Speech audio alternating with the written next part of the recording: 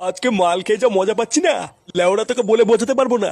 সেগো মানিগুলো ভেবেছিল ওরা আনন্দ ফুর্তি করে পিকনিক করবে, দিয়েছি মারা পিকনিকের গান মেরে। হ্যাঁ গুরু, ঠিকই বলেছো। পিকনিক হতে সেটার মধ্যে ঢুকে গেছে। ওই বালের বাচ্চারা ক্লাব জানে না আমি কে, বুঝলি তো? কোন দিন দেখবি না ওরা বোম মেরে ওদের ক্লাবটাই উড়িয়ে দিয়েছি।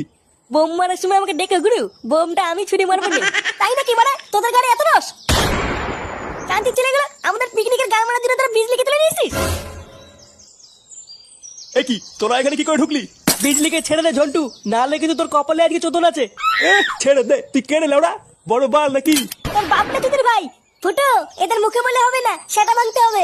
এই বাঞ্চত গুলো সবসময় আমাদের গান মারা ধান্দা করে, এদের সেটা ভাঙতো। গুরু, ব্যাপারটা ভাল লাগছে না, কেটে বললে হতো না? ওরা কি বা ছিড়বে রে আমার?